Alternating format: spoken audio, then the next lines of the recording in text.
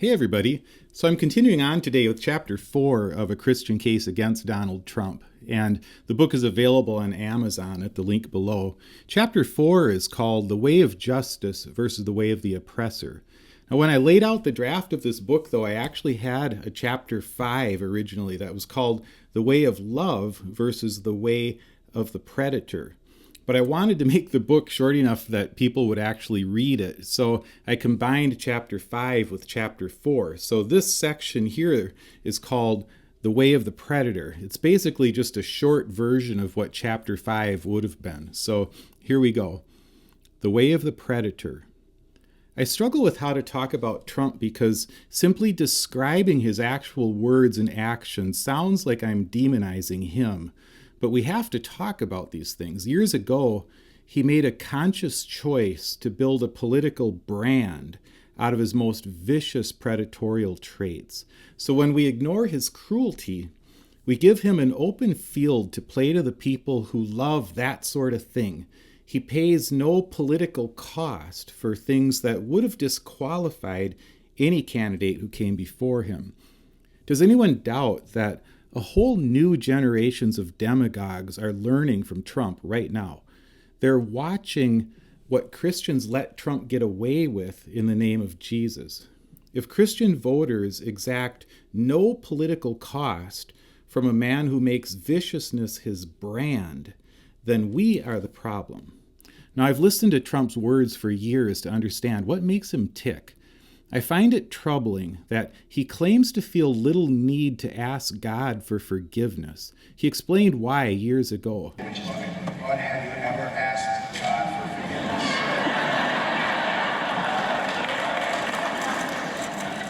I'm not sure I have. I just go on and try and do a better job from there. I don't think so.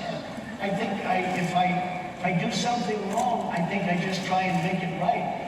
I don't bring God into that picture. Let me ask you, because one of the potential attack lines has to do with an answer you gave to Frank Luntz months ago when you said that you've never asked God for forgiveness.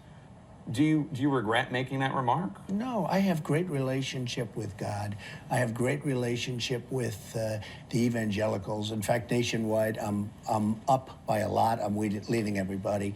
But I like to be good. I don't like to have to ask for forgiveness, and I am good. I don't do a lot of things that are bad. I try and do nothing that's bad. I live a very different life than probably a lot of people would think.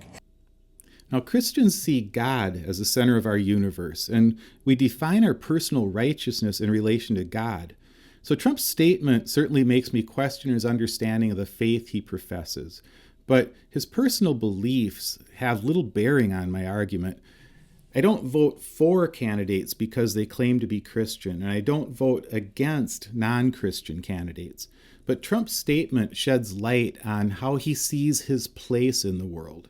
Regardless of our faith tradition, basic maturity involves recognizing that we all fall short from time to time in our treatment of others. We may not call it sin or ask forgiveness from God, but learning to take responsibility for hurting other people is a key part of growing into adulthood. Yet Trump shows us every day that his distorted reality just doesn't allow for him to do wrong.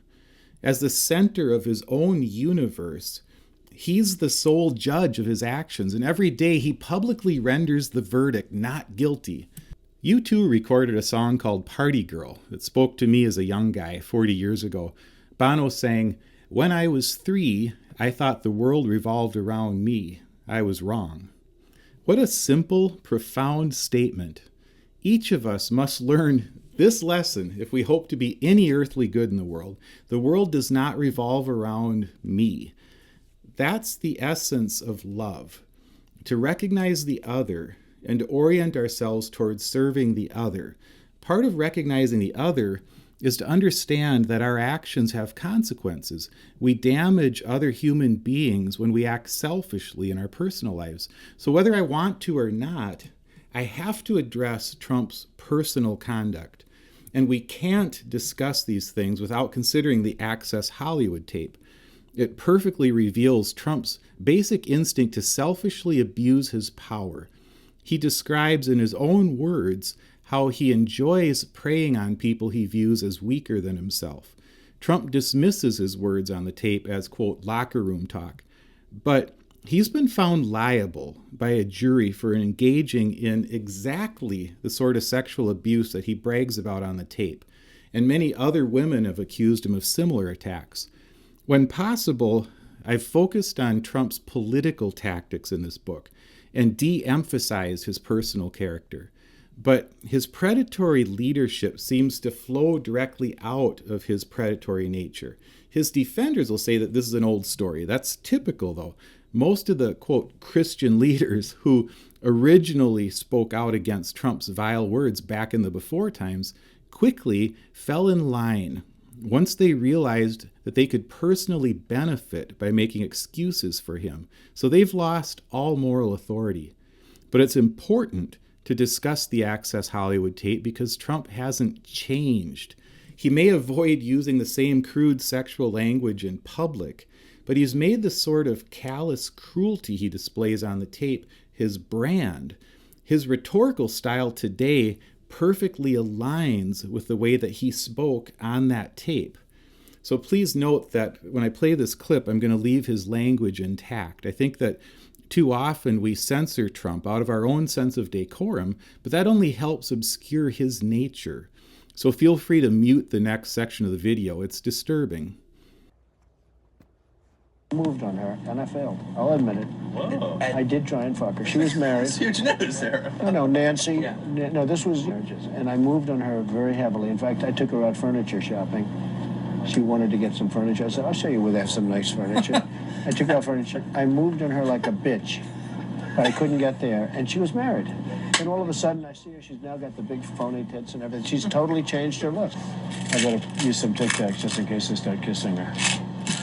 You know, I'm automatically attracted to beautiful. I just start kissing them. It's like a magnet. You just kiss. I don't even wait. And when you're a star, they let you do it. You can do anything. Whatever you want. Grab them by the pussy. I can do anything. Pull the hand.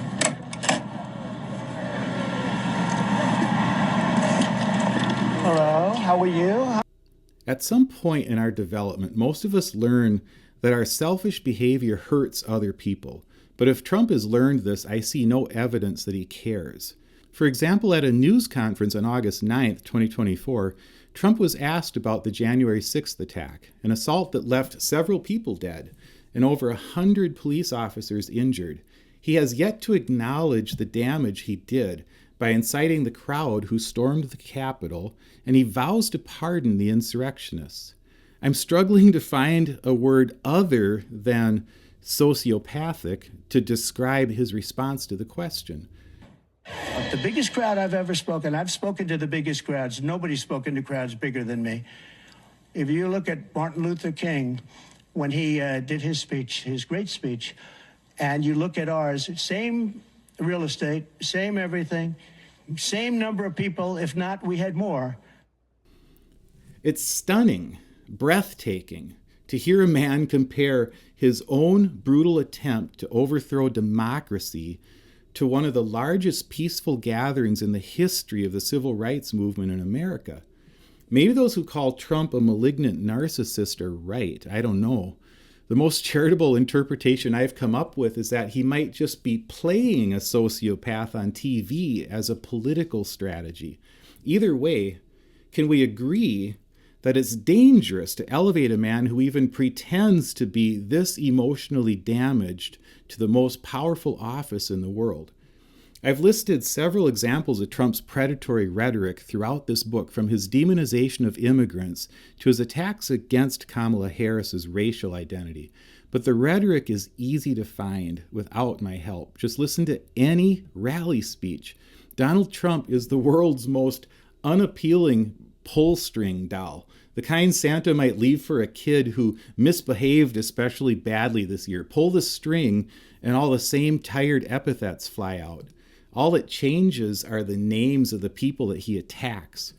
But Trump's behavior goes far beyond mere words. He's destroyed the careers and reputations of so many people who happen to stand in his way. I could list dozens, but Marie Yovanovitch comes to mind. She served as the U.S. ambassador to Ukraine during the events that led to Trump's first impeachment.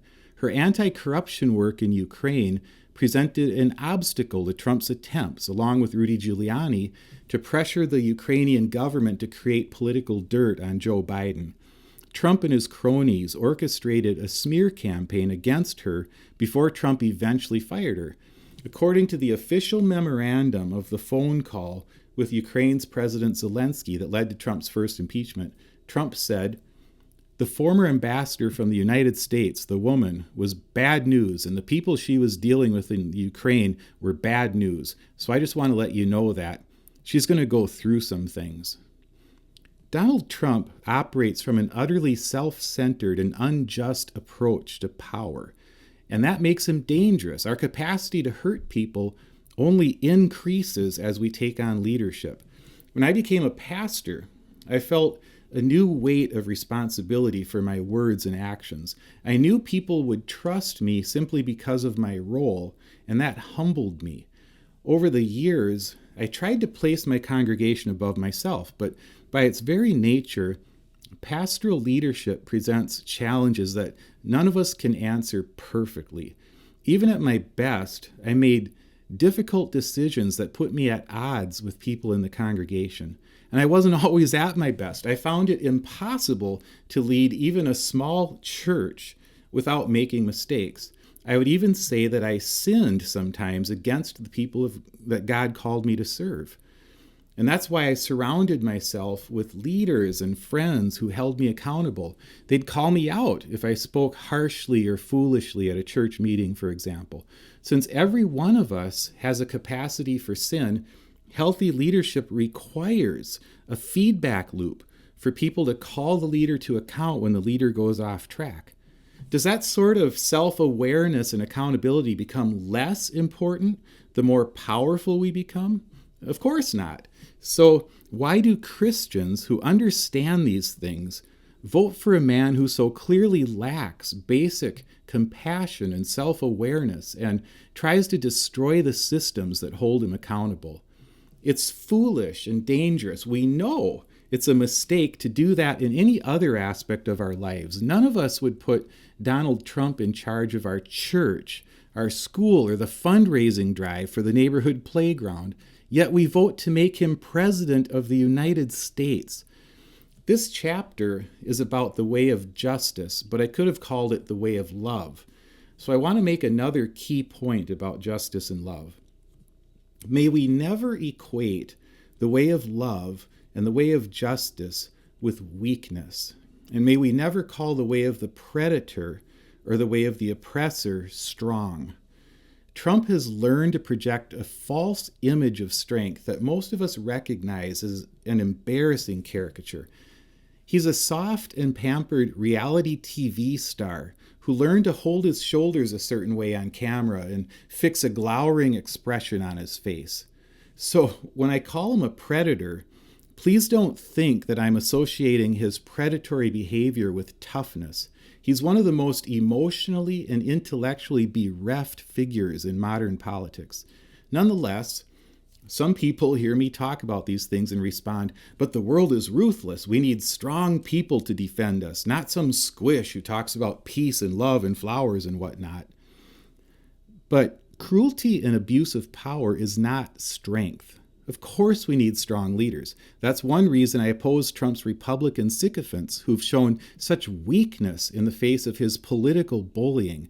How can I expect them to respond with courage to an actual crisis when they aren't willing to risk their mere political careers to protect the nation from Donald Trump? Trump's enablers represent the opposite of the way of Jesus. The way of love and justice is the way of serving others instead of oneself. Trump's political henchmen claim that their Christian faith motivates them to serve their constituents, yet they serve their political careers by covering for Donald Trump. In doing so, they betray the way of Jesus, and they drag his precious name through the filth that they've created.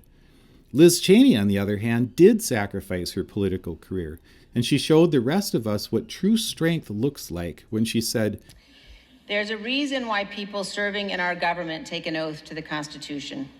As our founding fathers recognized, democracy is fragile. People in positions of public trust are duty-bound to defend it, to step forward when action is required. In our country, we don't swear an oath to an individual or a political party. We take our oath to defend the United States Constitution, and that oath must mean something. Tonight, I say this to my Republican colleagues who are defending the indefensible. There will come a day when Donald Trump is gone, but your dishonor will remain. The kind of love Jesus showed us is not weak. It's a self-sacrificial love that impels us to do justice and to serve the interests of others. It's not unreasonable to ask our political leaders to operate this way. In fact, it ought to be a bare minimum requirement. We're privileged to choose our own leaders in America. Why would we settle for anything less? All right, so that's the end of today's excerpt. And if you found this video helpful, please share it with somebody. And if you buy the book on Amazon, please leave a review there. And as always, thanks for listening.